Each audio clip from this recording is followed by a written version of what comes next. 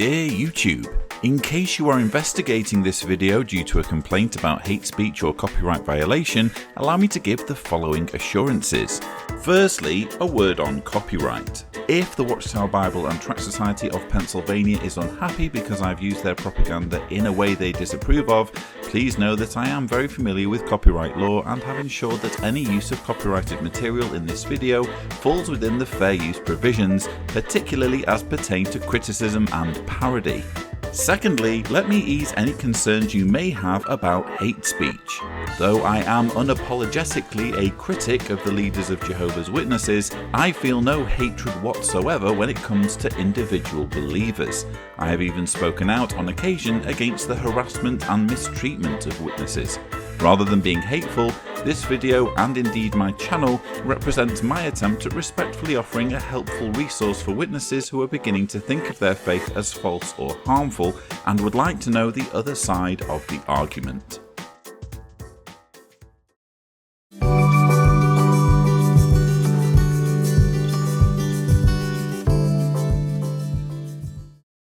Hello viewers, and welcome to my rebuttal of the October JW Broadcasting episode. This episode was hosted by governing body helper Harold Corkern, so without further ado, let's roll the first clip. I would estimate that I've taken about 15 or 20 different courses from safety and training over the course of my 13 years in learning a trade. I've become certified in at least these 7 different license requirements. We teach people technical skills, but that's not the sole purpose of the training. If you aren't skilled in safety, you can't be skilled in your trade and vice versa. The objective in all of our safety courses is to get them to view safety the same way Jehovah views it, as a reflection of their spirituality. So training in safety is essential. So this was a segment towards the beginning of the episode, and the aim of it seemed to be to convey this message to Jehovah's Witnesses that it's an organization that is interested in training people, in educating people, in equipping people with skills. Essentially, I think the message here is to tell young Jehovah's Witnesses that the organization isn't against education per se. They're only interested in who does the educating. So in other words, so long as they get to do the educating, so long as they get to do the training, they are pro-education. But when it comes to things like university and college and, you know, young witnesses realizing their potential in that way, this is an organization that has made very clear that this is against that. So what I also found interesting was this emphasis on safety. So we hear repeated mention that, you know, the organization's interested in safety, and it's all about making sure that workers are safe on the job. The implication being that life is a precious gift from Jehovah, and therefore witnesses need to value it and make sure that they act responsibly when they're doing tasks and assignments. But all of this flies in the face of the blood teaching and the way Jehovah's Witnesses are required to die rather than accept a blood transfusion. What exactly is the point of jumping up and down about safety when you are literally willing to give your life for your beliefs? That was kind of a major contradiction that jumped out at me. Incidentally, if you happen to be watching this and you are a Jehovah's Witness, I know what you'll be saying at this point. You'll be saying, yes, but the Bible requires that I refuse blood transfusions. What can we say? It's in the Bible. Take it up with God. The Bible doesn't prohibit blood transfusions. The Bible prohibits eating blood. Let's be clear on that. And also, there is a precedent in the Bible, if you look at the words of Jesus when he was arguing with the Pharisees, there is a rabbinic principle referred to as pikuach nefesh, whereby if life is in the balance and there's a biblical law or principle involved, then the preservation of life comes first. So, biblically speaking, it's wrong to say, oh, well, the Bible prohibits blood transfusions. The Bible cannot prohibit blood transfusions. if blood wasn't being transfused in first century Palestine. So our goal is to take them into the classroom, give them some time to consider the theoretical, and then we take them out where there's a lab set up and we have them do some tests on it. Typically, they will tell us that they've been able to learn more in a week than what they have learned in a year of trade school. We've done over 60,000 instances of training. And so now receiving this training, it provides an area or an aspect in which I can give my 100% to Jehovah. So inevitably, the claim is now made that the training given to Bethelites is better than what they would have received in trade school. I would doubt that, and I think if you're going to make a claim like that, there needs to be more information supporting it, perhaps some kind of survey or some kind of, results from interviewing people who've been through trade school. It doesn't seem right to me that you can make that kind of claim. Ultimately, the training to which Bethelites are subjected is purely to help them serve Watchtower. And towards the end there, the young man says, well, this is all to help me serve Jehovah. That's ultimately what all of this is about. You saw before the young lady holding up her cards of the credentials that she's gained by doing her training. And yes, I am delighted that she'll be able to use these at some point if she ever ends up having to leave Bethel, which isn't unlikely given the amount of downsizing that we've seen with Watchtower in recent years. But let's not kid ourselves. The whole purpose behind this training is not to advance these individuals' careers, not to help them, make something of themselves or earn better wages or whatever. It's purely to help Watchtower and assist the governing body in achieving their objectives. The training that we are getting in this system of things by Jehovah, and especially related to safety, is absolutely going to be vital in the New World. I can imagine the idea of being able to use some of the things I've learned to figure out how we can use the natural resources in a way without using them up. I found this little snippet fascinating because it perfectly highlights the extent of the delusion if you are not one of Jehovah's Witnesses, or if you've never been one of Jehovah's Witnesses.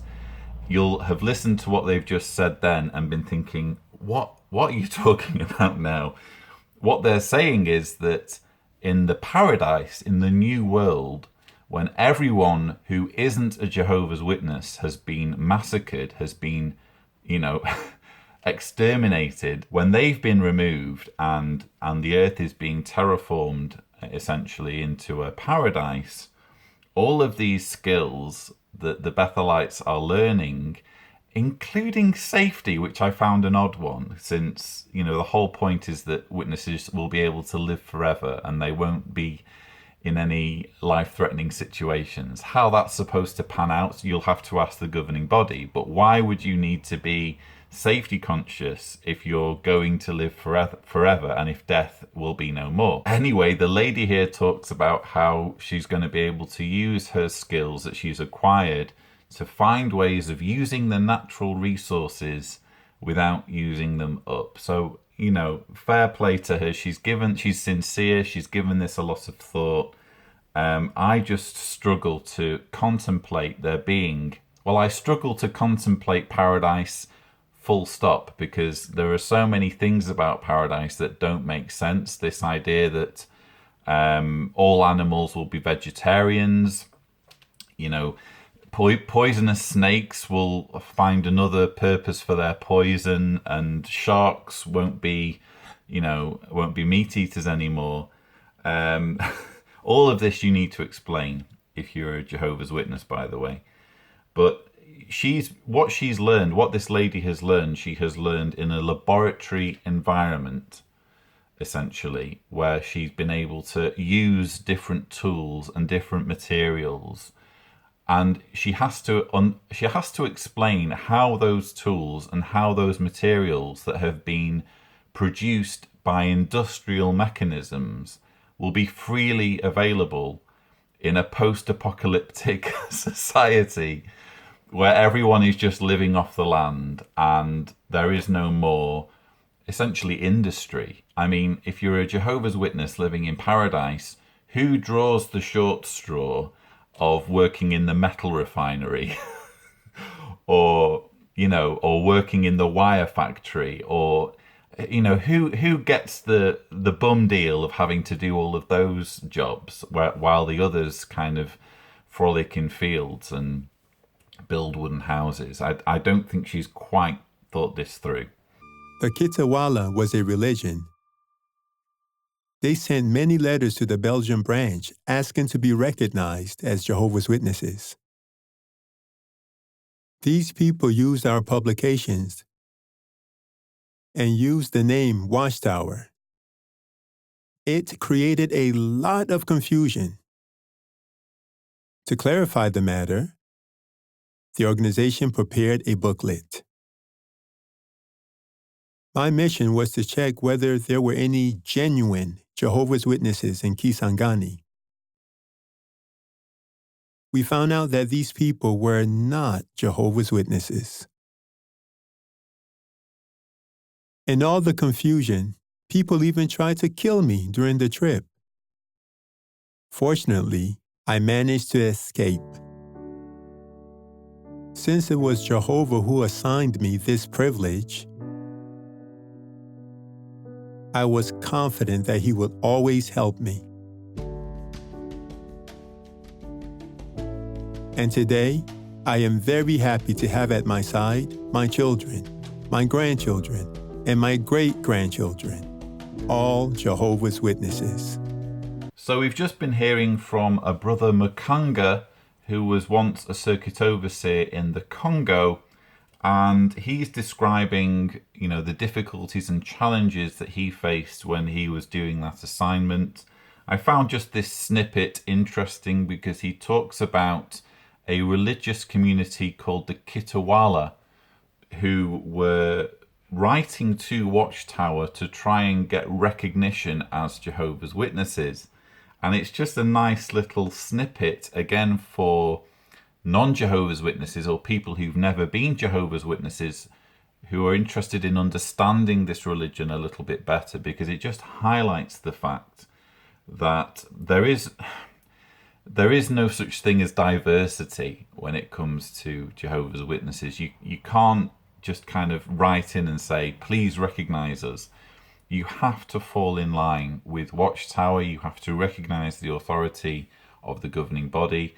And that involves accepting everything that the organization asks of you and conforming to the policies and procedures, such as setting up congregations, the financial arrangements. You have to buy into everything. You can't just be kind of half in, half out.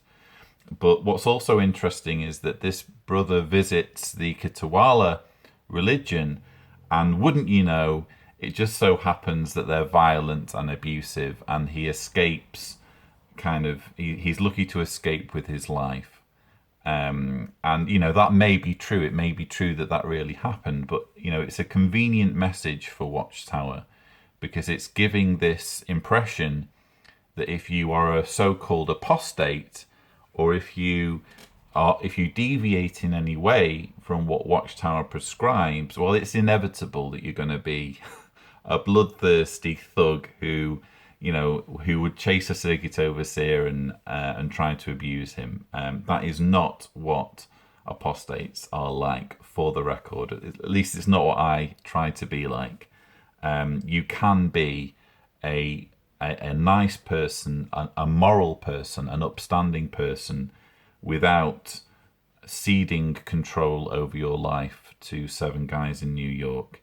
And it was sad to see this brother talk about how he's succeeded in bringing, multiple generations of his family into the religion as well. And I think that's one of the saddest parts of Jehovah's Witness faith. I often come up against JWs who perhaps comment on my videos, and if I have time, I'll engage with them. And bottom line, if you're a Jehovah's Witness watching this, it doesn't really make a great difference to me whether you decide to be a Jehovah's Witness or not. That's the thing.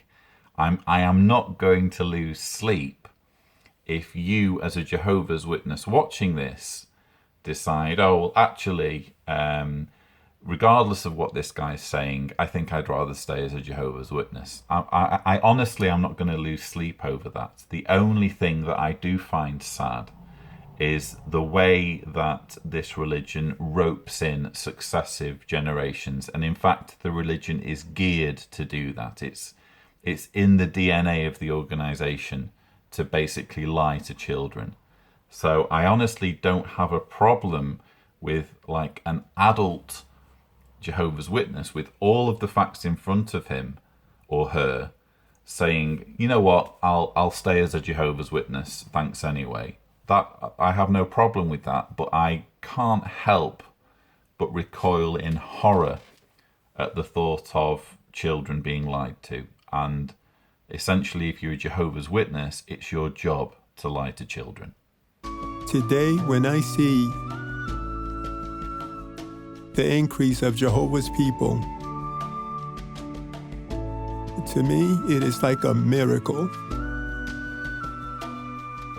I thank Jehovah for allowing me to see the little one become 1,000 here in the Congo. So there's two things about this clip that I found interesting. The first thing was, it seems you can't have a JW Broadcasting episode without there being emotion somewhere in it, because having someone tear up on camera and get all emotional is a fantastic way of bypassing the need for logic. So if you can tap into people's emotions, you can basically persuade them to go without the need for evidence and just say, well, never mind whether it's true or not, look at the emotions this is eliciting from this person. So that's a great technique, and this is not the first time where we've seen a personal testimony relayed from a language other than English, where the person's getting all emotional and the person who is narrating what they're saying is also getting emotional, as though they're kind of acting almost. I don't think it's the job of someone who's conveying what someone's saying to also convey their emotion. I don't think that's a very professional way of doing things, because if you're watching it, you can see for yourself that they're emotional. You don't need the person who is narrating to also put on a quivery voice. That just, to me, is creepy. And if Watchtower keeps doing this, I'm going to have to put together some kind of compilation just to show how weird this strategy is. The other thing is, the brother mentions the increase, and it's certainly true that the Congo has seen tremendous increase. And I checked the 2017 yearbook, which if you're following my videos, this is the last yearbook that will ever be produced. But certainly for the Congo Democratic Republic of, they had a 22% increase last year, and the Congo Republic of had a 4% increase. So there is definitely increase going on in the Congo even today, never mind the massive increase they had over the years of the Nor presidency. But what can I say about Congo without sounding patronizing?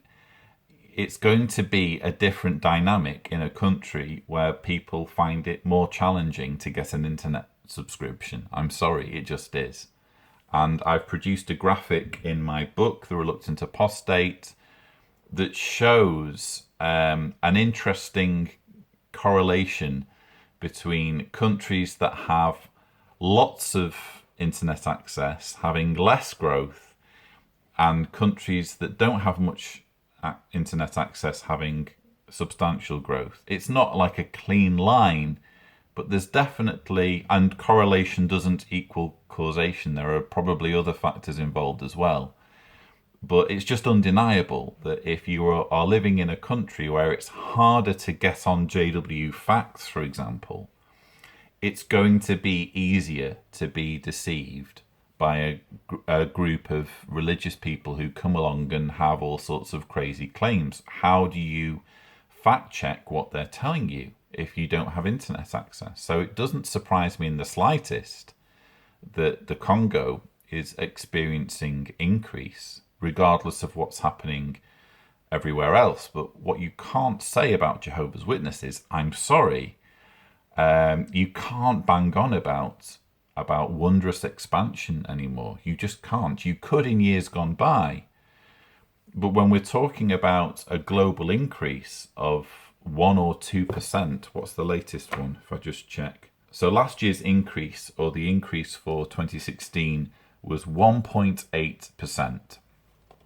And if you check what the global growth rate is in terms of what's the birth versus death rate for the planet, never mind whether people are Jehovah's Witnesses or not, it's something like 1.1% or thereabouts.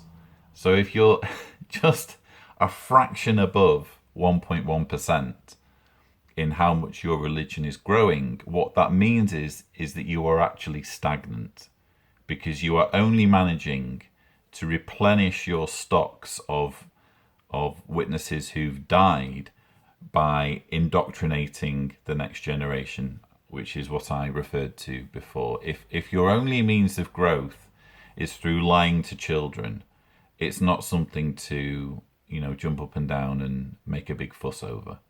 At 1 Samuel chapter 13, we read that Jonathan was assigned 1,000 men to attack a Philistine garrison at Geba. Although poorly equipped, Jonathan and his men succeeded. This victory strengthened Jonathan's confidence in Jehovah and provides a valuable lesson for us. While we gain strength and courage from Jehovah's reassuring words in the Scriptures, our confidence in Jehovah's support becomes even stronger when we successfully carry out our assignments that may seem overwhelming. So these were among the opening comments from Harold Corkern in the part of the episode that was essentially, his talk, his sermon, if you will. And I'm going to try not to be too unkind, but, maybe you picked up on this as well, but Harold Corkern is I'm going to say it, he's a very dull speaker. This is the kind of speaker where if you go to your Sunday meeting as a Jehovah's Witness and maybe you have a visiting speaker come in from another congregation and you don't know what you're in for, and they get up and they're talking like this, and they're gonna it's a half-hour talk, it can be excruciating because again, I'm trying not to be unkind, but the guy has no charisma. He has no presence in front of the camera.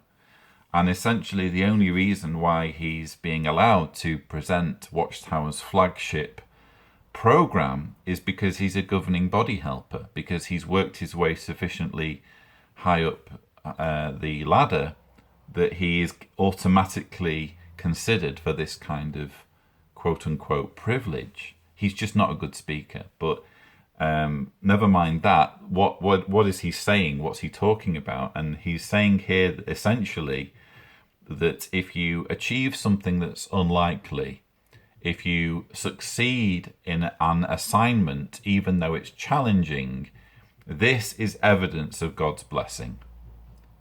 If you pull off something that's unlikely, that's difficult, you can sit back and say, well, there you go. There's no way I could have done this without Jehovah's help. And frankly, that kind of reasoning just doesn't work on me anymore, because there are countless examples from outside Jehovah's Witnesses where people do ridiculous things that are almost superhuman. Are they supposed to argue that, oh, well, clearly I'm being blessed by God because, look, I've managed to land a probe on a comet? There are far more impressive feats being achieved by humanity than anything that we're seeing being done by Jehovah's Witnesses or Watchtower. And yet their logic is, oh, well, we wouldn't have been able to pull this off. without Jehovah's support. And when you wake up from Jehovah's Witness indoctrination, I'm sorry, this kind of argumentation just doesn't work anymore. You're able to see straight through it. Jonathan could also think back on Israel's history. He could reflect on how Gideon and his 300 men were victorious over 135,000 Midianites. He could meditate on Samson killing 1,000 Philistines with the jawbone of a donkey. Such examples would bolster his confidence that he was working with the Almighty God, Jehovah. Apparently, it's a historical fact that Samson killed 1,000 Philistines with the jawbone of a donkey. It's in the Bible, therefore it happened. I watched a film last night called Fury.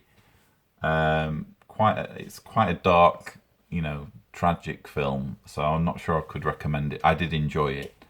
I found it thought-provoking, but it's a fictional story about a tank crew in a Sherman tank who have to hold this position against this onslaught of German troops in Germany towards the close of the Second World War. And I think there's something like 300 Nazi troops coming at them, and just through their positioning and having enough ammunition, they managed to just about kill most of them, and one of the tank crew survives. Obviously, it's a fictional story, but we're talking 300 German troops against one Sherman tank with modern ammunition. And here we're talking about Samson, one person, killing 1,000 Philistines. We can assume armed with, weapons, with presumably shields, swords, daggers, spears. And he's hurtling through them with the jawbone of a donkey, with Matrix-like ninja skills, and managing to leave this trail of bodies behind him as he rampages through with this jawbone. That's what you have to believe, I'm afraid, and you have to take it at face value. No, this was written in the Bible. We don't know who wrote it. We don't know fully when it was written, but because it's been written down, it totally happened. That's the kind of mentality you need to have as a believer. My impression of Joey when I first met her was, here's this frail old lady. But then when you got started to speak to Joey, you were tapping into a tremendous depth. About the age of 20, around about that time, I had the heavenly calling. That was a big battle. I couldn't understand why Jehovah would use a person like me. So this is an archive interview that's been supplemented with kind of modern testimonies about this Bethelite from London who's since passed away, and her name was Joey or Joy. I'm probably going to fail miserably with the pronunciation. But this dear sweet old lady who is interviewed about her time as a Jehovah's Witness, I just found that snippet interesting about the heavenly calling, and how she says, well, I was very unworthy. I didn't know why I should be chosen to be one of this number of 144,000 of Christians who have ever lived, who get to serve in heaven as a king priest with Christ Jesus ruling over the planet. I always find that kind of thing fascinating, because it's a very arrogant thing to conclude that you have that kind of position, that you have been chosen out of all of the people who have ever lived, and all of the people who have ever lived who profess to a belief in Jesus. You're one of 144,000 that got picked to rule over the planet with Jesus. It's an incredibly arrogant thing to conclude, especially given the fact that you are the only one who can confirm it. It's basically based on what's going on in your head, essentially, that determines whether you are one of this number. So for this claim to be juxtaposed against these professions of modesty and humility is very odd to listen to for me. They chose 4 of us to work the business property, and I got some studies going in their offices. But one place I went into, I walked the length of this draper shop and asked if I could go into the manager's office. And as I went in, I didn't say a word. I didn't open my mouth and even say good morning, but this man stood up and he said, "Rothelite!" And he took hold of me by the scruff of my neck and the seat of my pants, and he lifted me up and he carried me the length of the store. Well, like a silly one, I should have gone heavy on him, you see, but instead of that I let my legs paddle, and I was hanging on to my book bag, not wanting to lose it.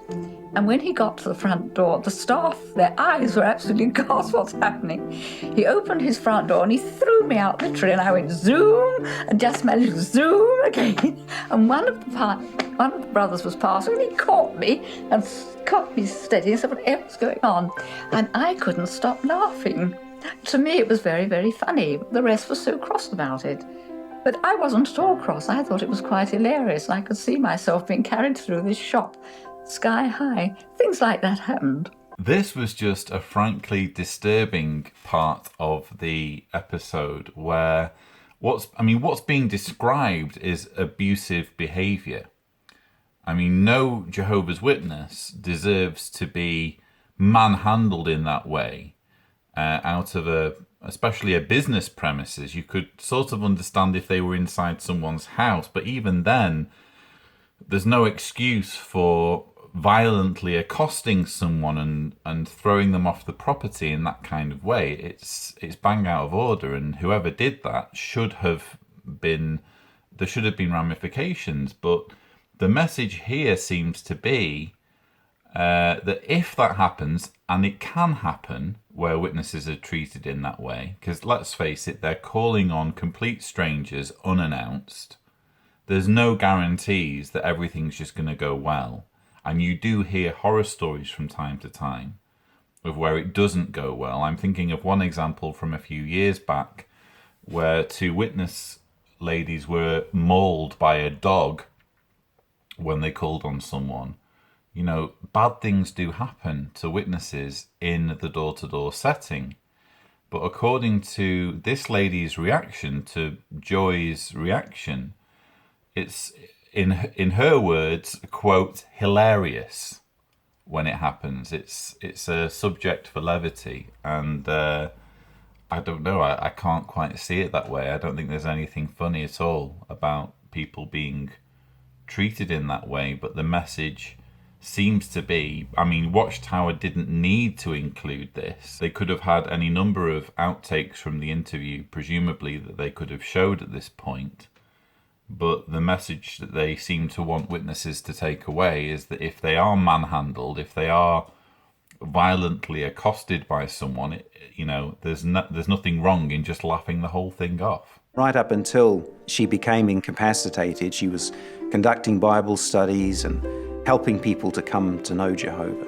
She was looking forward to her heavenly reward, and for her that was the culmination of a life of joy in Jehovah's service, and that she was just transferring to her next assignment. So yes, a lifetime in Jehovah's service. And whenever we get experiences like this where someone stays, joins the witnesses when they're very young and continues through right to old age and death, I just find it very tragic, really, that an entire life, I mean, in my own case, we're talking, I think it was 23 years between baptism and my disassociation, and that doesn't include, the 11 years before I got baptized, because I got baptized at the age of 11.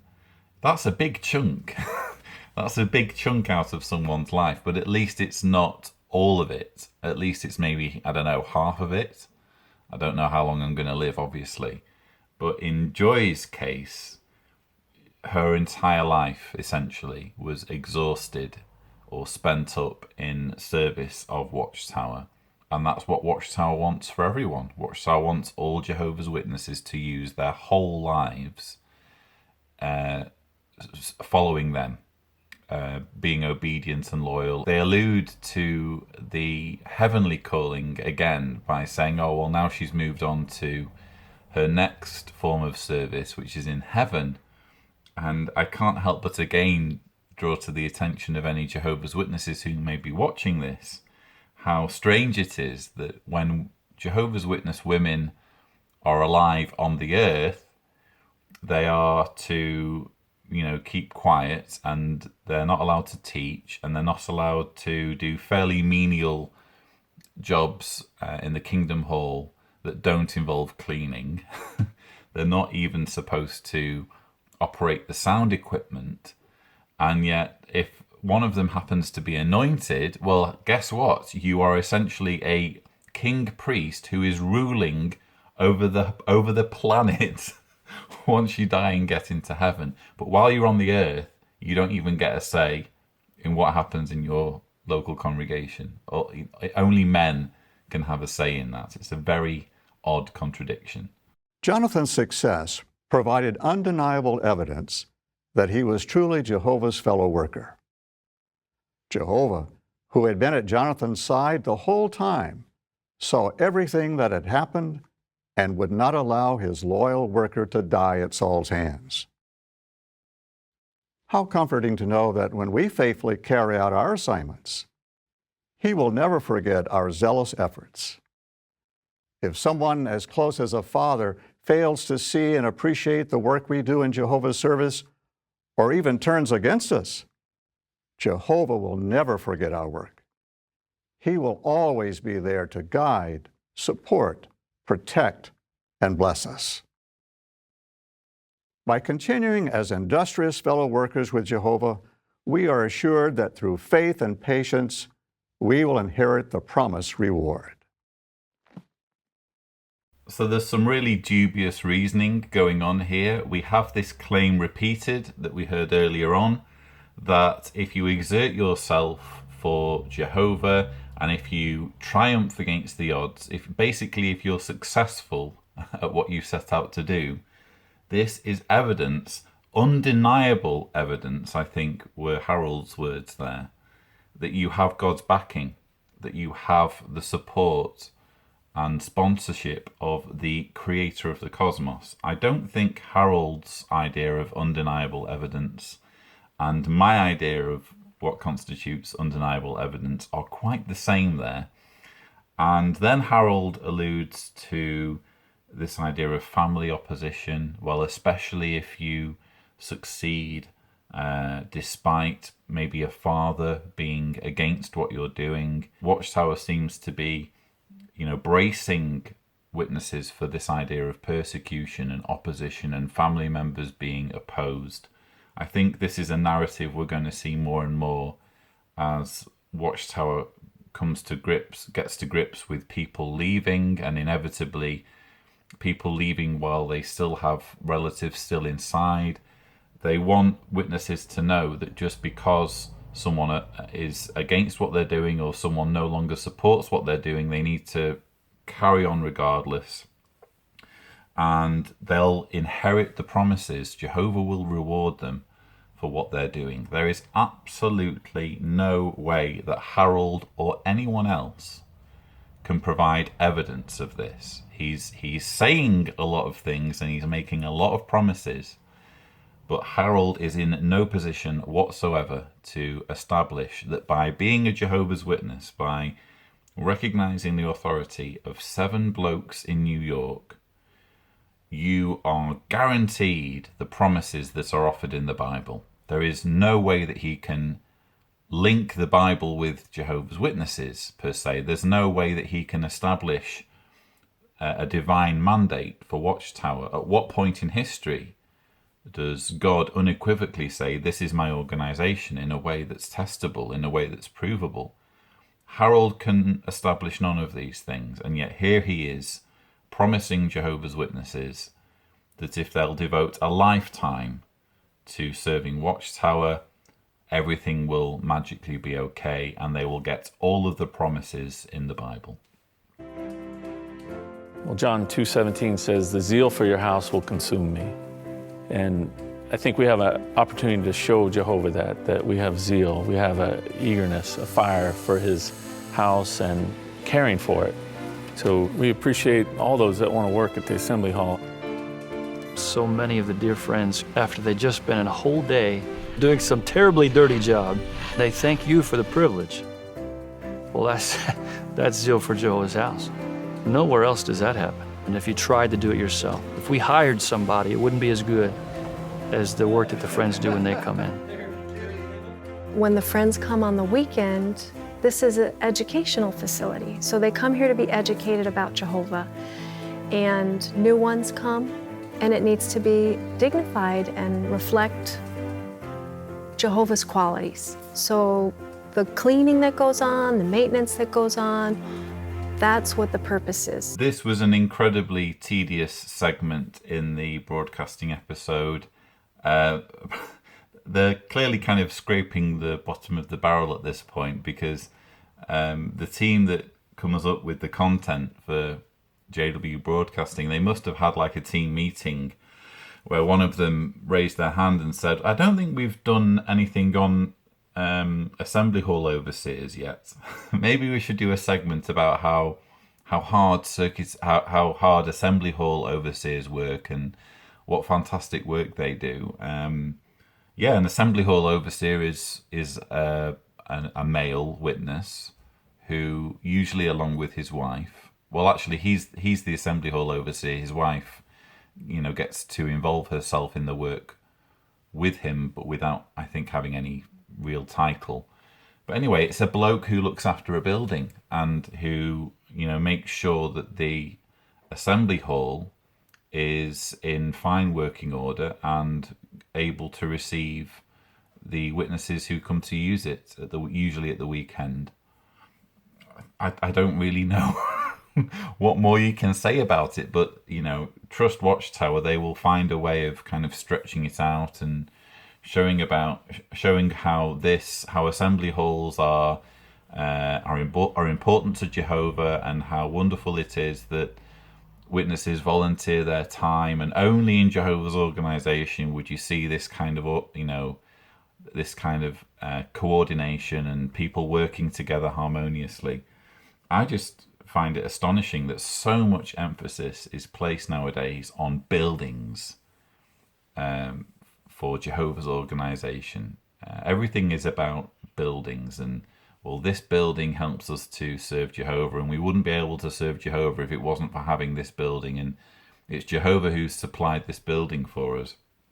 It just reminds me of the scripture in Acts 17, verse 24, "The God who made the world and all the things in it, being as he is Lord of heaven and earth, does not dwell in handmade temples." What purpose does an almighty God have for buildings? How do you reconcile that kind of rhetoric with a verse such as this that says, well, God's God, he doesn't really need buildings?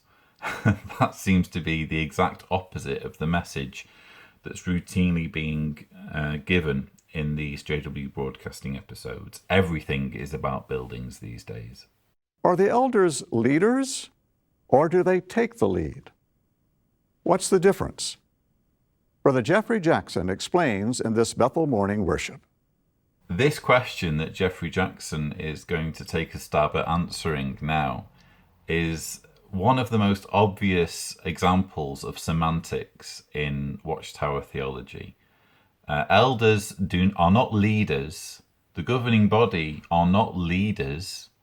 Jehovah's Witnesses can only have one leader, and that's Jesus. But they are taking the lead. Well, if you're taking the lead, how are you not a leader? Isn't a leader someone who takes the lead? But as we're going to see, for Jehovah's Witness theology to make sense, they have to try and make the two different. And we're now going to see Geoffrey Jackson try and explain how this can be so. Let's take our Bibles and turn to a very interesting scripture in Hebrews 13 and verse 7 and 17. And I'd like to highlight the beauty of the New World Translation in these two verses. You see at the beginning of verse 7, remember those who are taking the lead among you. And then verse 17, be obedient to those who are taking the lead among you. If you look at other Bibles, whether new or old, most of them say your leaders. Now, obviously, the New World Translation Committee had in mind Jesus' comments with regard to no one being a leader among us. And although it's a different word in the Greek text, still in English, we can't help but be sensitive to that matter. And so this accurate translation of saying taking the lead really summarizes, doesn't it, what the role is of an elder. We're not leaders, but we set the right example. This, for me, was a very interesting explanation from Geoffrey Jackson, because if you take the time to think about what he's saying is that if you have a Bible contradiction where Bible verse A contradicts Bible verse B, what you do is you choose which Bible verse takes priority. Let's say you want Bible verse A to take priority. That's the one that's most important to you. Let's say because it's something that Jesus has said. Well, then when you're looking at Bible verse B and you're, how on earth can you have the two verses in your Bible? Well, what you can do is, if you are translating your own version of the Bible, when you're translating Bible verse B, what you can do is just try and soften the language a little bit so that the two verses are more in harmony than they would have been otherwise. I just find that an astonishing thing to admit to. I mean, the Bible is the Bible. It says what it says. It's supposedly the Word of God. If it contradicts itself, then you have to live with the contradiction. You have to, come up with some explanation of why it's a contradiction, or maybe even admit that it can't be infallible or to be taken literally if the contradiction is there. But what I did was, Jehovah's Witnesses will be familiar with this book. It's the Kingdom Interlinear translation of the Greek scriptures. And I went to the verses in question. So if you look up Hebrews 13, what it lets you do is it shows you the English alongside the Greek. It's actually quite a unique publication in that regard. I'm not too familiar with this being a common thing, for a common resource rather, for those who are interested in seeing what the Bible says. But for the Greek scriptures, you're able to look at what the original Greek was saying. And for Hebrews 13 verse 7, the original Greek says, be you mindful of the ones governing of you. And if someone's governing you, of course they're your leader. It's like I said before, if someone is taking the lead, well, that's describing to me a leader. And even more so if you're going to use a word like governing. If someone's governing me, well, of course, he's either my governor or my leader, or both. It would be silly to say, yes, he's leading me, but he's not my leader. But this is the kind of thinking that you're supposed to have if you are one of Jehovah's Witnesses, and Geoffrey Jackson isn't done trying to sell us this kind of thinking. This also reminds me many years ago when I worked with the translation team in the Pacific nation of Samoa. At that point, we were trying to select an accurate expression to convey this thought of taking the lead. And there were two words eventually that the brothers were trying to select between or choose between. One was the word ta'i and the other ta'imua. Now, you don't have to remember those words. But as a foreigner, I didn't really understand the subtleties between the difference of the two words. So I asked the brothers, how can you explain to me what these two words mean? So one of the brothers was very eloquent. He said, well, just imagine a procession, a parade. So a ta'i is the old man who sits on the side of the road barking out the orders. You should do it this way, you should do it that way. The ta'imua, on the other hand, is the one right in the front of the parade, taking the lead, and everyone's following him. Which word do you think we selected? Doesn't that summarize nicely just exactly what's involved with being an elder? It's not a matter of sitting on the sidelines barking out orders, but getting involved, setting the right example, and then others following. And this is in harmony with one Greek lexicon that it describes this expression this way. It says, the concept of leading can be expressed by showing how to do something, demonstrating how we ought to do it, and going ahead showing the way. I'm sorry, but nothing that Geoffrey Jackson has just said there explains for the fact that you have one verse in the Bible from Jesus saying, no one is your leader. Don't go calling anyone a leader. And then you have another verse later on in the Greek scriptures, not Jesus, saying, be obedient to those taking the lead. In other words, your leaders. It's a contradiction. And again, you need to live with it. But what Geoffrey Jackson's trying to do here is to say, oh, well, we need to account for the fact that there are different ways of leading. And you could be a leader who is actually getting involved in himself and leading by example, or you could be a leader who just sits on the sidelines and barks orders. Well, I'm sorry, but both are still leaders. If you are leading someone, if you are telling someone what to do, if you are exerting authority over someone, you are their leader. And, there's no way of talking yourself out of that. But these kind of convoluted word games are typical, really, of Watchtower reasoning. We see similar games being played when the governing body is trying to convince us that a generation can be overlapping. Would you like an easy way to keep the generation straight? In order to be part of this generation, someone would have had to have been anointed before 1992, because he would have to have been a contemporary of some of the first group. Apparently it's possible under certain circumstances for generation in the singular to really mean generations in the plural. That's the sort of reasoning you need to swallow. What's also interesting is he gives these two examples of leadership, where one is barking orders from the sidelines and one is leading by example. And the message seems to be that when we're talking about elders, while they are in the thick of things, they are leading by example. But when you look at the application of this verse, be obedient to those taking the lead among you, the exact same verse is used for the governing body, to convey how witnesses should feel about their authority. And I would argue that this whole idea of barking orders from the sidelines perfectly describes the way the governing body wields its authority, especially when it comes to things like child abuse. You have letters being sent out by the governing body saying, if ever you're in this situation, here's what we want you to do. If there aren't two witnesses, we want you to leave matters in Jehovah's hands. Never mind what we say when we talk about love, when we talk about the importance of protecting children. If you're ever in this situation, this is what we want you to do. You also have governing body members who aren't parents themselves. In fact, only Tony Morris, out of the 7 governing body members, only Tony Morris is a parent.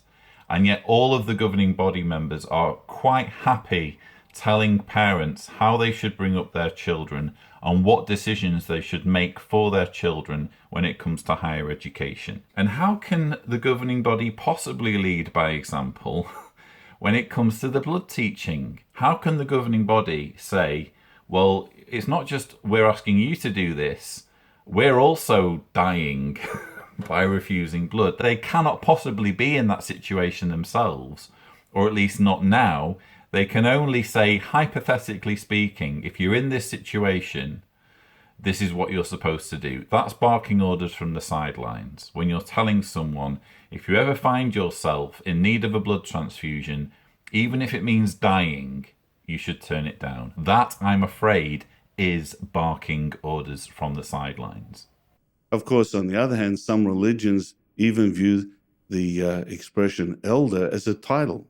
You've probably heard of them introducing themselves. Good morning, I'm Elder Jackson. Well, of course, none of us would want to view being an elder as a title in the sense of a position that lords it over others. I'm sorry, Geoffrey Jackson, but if there's one thing you don't get to talk about as a governing body member, it's the use of titles and the fact that Jehovah's Witnesses don't use titles. And I find it interesting that he's essentially here pointing a finger at the Mormons and saying, because I can't think of another religion this could apply to, maybe I'm wrong, but he's essentially saying, oh, well, the Mormons call each other elder and they have it on their badge and they say, hello, I'm elder so-and-so. Well, a title, you can still be using a title without using it to introduce yourself. So long as you are claiming a title for yourself or accepting a title when it's bestowed on you by others, you're using a title. It doesn't matter whether you're using it to introduce yourself. And of course, the irony is that when it comes to the governing body, they may not go up on the platform and say, hello, I am governing body member Geoffrey Jackson, but they certainly have themselves introduced in that way. Now, brothers, we're going to hear a talk from Geoffrey Jackson, who is a governing body member, or they'll have, of course, the caption come up on the screen, Geoffrey Jackson, governing body member. How is that not using a title?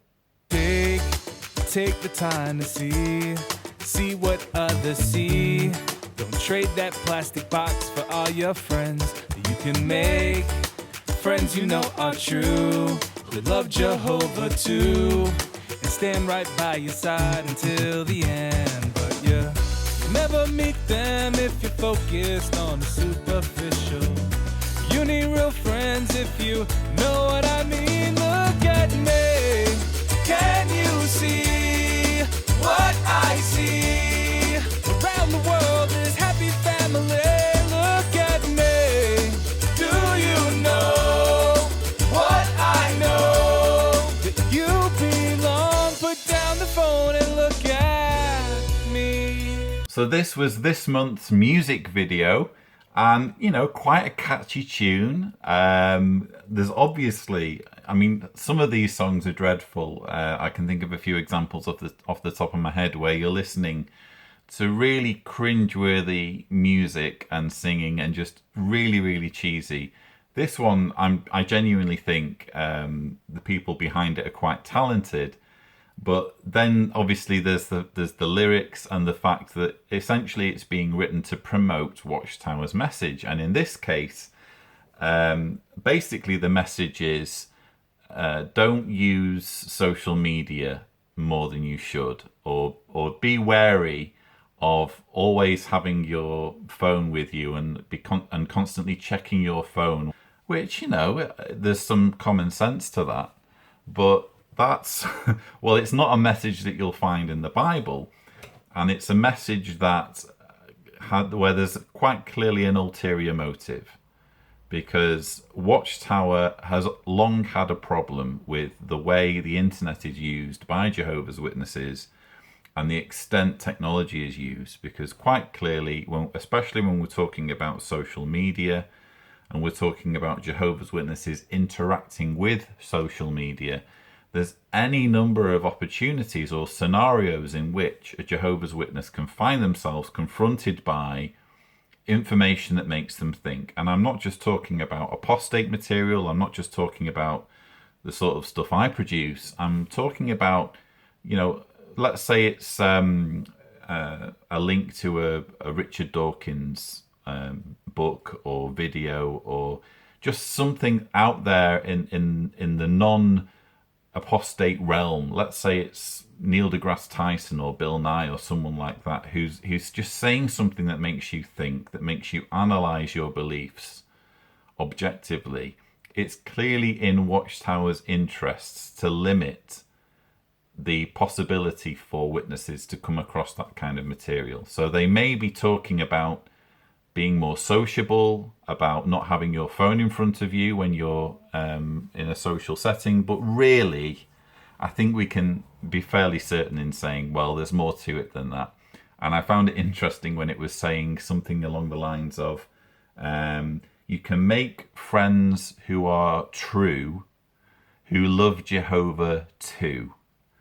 And that encapsulates for me the conditional friendship that you find among Jehovah's Witnesses. It's a true friend so long as they love Jehovah too. In other words, so long as they too acknowledge the authority of the governing body in New York. If they don't do that, or if there's any doubt as to the extent to which they do that, you can drop them very, very easily and begin shunning them or limiting your association with them even before they're disfellowshipped.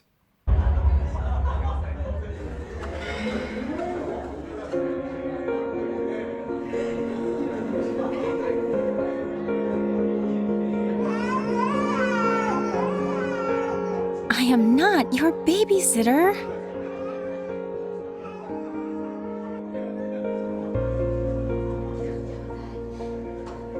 Didn't you see we were talking?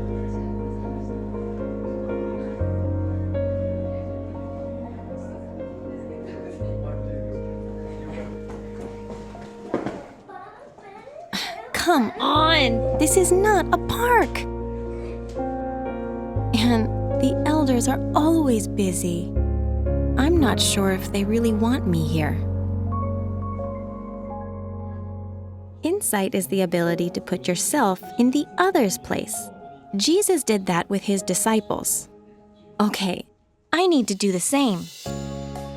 She always looks after the children at home. She also needs time to be refreshed by association with friends at the Kingdom Hall. She probably didn't mean to be rude. Since we looked like we were having an enjoyable conversation, she may have just wanted to join us. The elders are so busy caring for the needs of the congregation. I know they're doing the best they can. I want to do what I can to make their job easier. So this is one of those dramatizations intended to educate witnesses on how they should comport themselves in their day-to-day life, in this case when they're interacting in a congregation setting. And essentially it seems to be quite a high maintenance lady who is easily offended. Either she's surrounded by extremely rude people, or it's just that she's easily offended, I think. But wouldn't you know, by applying Bible principles, or specifically Bible principles that she has discerned through her study as a Jehovah's Witness, she suddenly has the ability to deal with these situations and to find reasons to excuse those around her. And apparently you can only do this if you're a Jehovah's Witness. Only by being a Jehovah's Witness, apparently, can you interact socially with people and make allowances for people, is the message I'm getting here. Of course, it's possible when you're looking at this advice, it's possible to misapply it. In other words, to make too many allowances, because the simple truth is that sometimes elders are jerks, sometimes elders are self-important, and sometimes elders do administer their duties in a way that isn't fair, or in a way that is arrogant or cruel. So it's possible to take this advice to an extreme, basically, where you're making too many allowances. This video assumes that everybody in your congregation is a sociable person, isn't being unkind, and the elders in particular always are dealing with you in a fair way, and that's simply just not going to be the case in all instances. So even though the advice itself, there's nothing wrong with the advice, I think it's possible for the advice to be misapplied in certain situations. What do you see when you look at others? Do you have the tendency to view what they say or do as either black or white? As if no other colors or shades existed? Having that viewpoint would be like a photographer who ignores the large variety of brilliant hues and shades in an autumn landscape, as if only black and white images existed.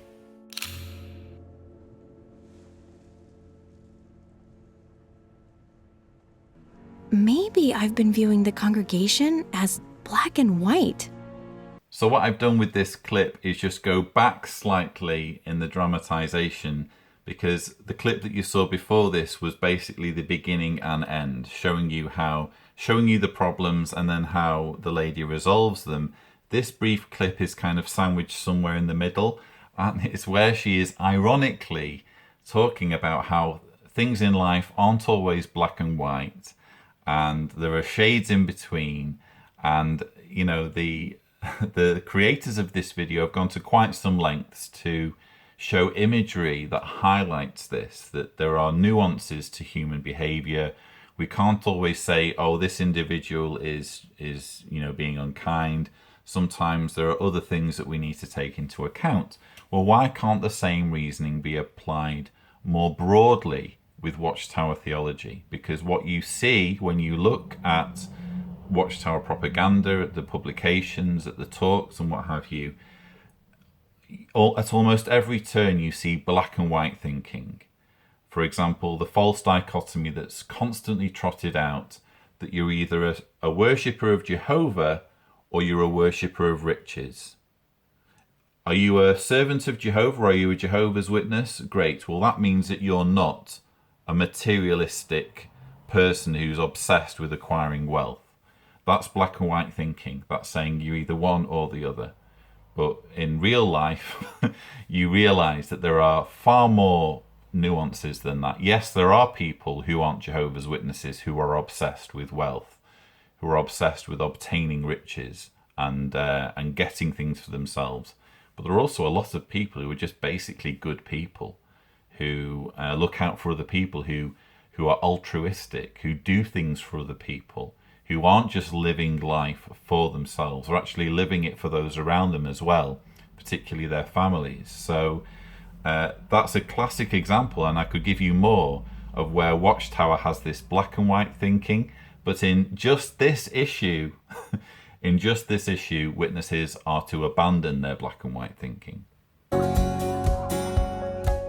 Mickey, you are such a beautiful Christian.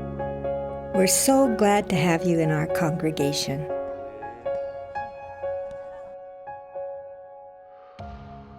So yes, make of that last clip what you will. That's apparently not at all cheesy and a perfectly realistic thing that you can expect to hear from your fellow witnesses if you take Watchtower's advice and counsel on board. So that basically brings me to the end, I'm afraid, of the October JW Broadcasting episode rebuttal. There wasn't a great deal to talk about, if I'm completely honest, but hopefully some of the comments and observations will have been of interest to you. Again, I really wasn't convinced by Harold Corkern's performance. I found it very uninspiring, and I'm sure there's going to be similar performances to come because, as I said, when it comes to deciding who gets to present these episodes, what the main priority for Watchtower is that it's a governing body helper. Are you a governing body helper? Yes, well, you're in with a shot, or it's almost inevitable that you will present one of these regardless of how good your speaking abilities are. But that's pretty much it. Hopefully it won't be long before I get to do the November broadcasting rebuttal, and yes, there's a lot for me to get through with that one. So that's to come. I realise that a lot of you are asking about the Warwick documentary that I did a trailer for. I haven't forgotten about that. That is on its way. I'm about halfway through editing it, but I just want to do a thorough job on it and make it as good as I possibly can. So I'm sorry about the delay with that, but I am on it. So I hope you've enjoyed this video. Please don't forget to subscribe if you want to see similar videos. And as always, thank you for watching.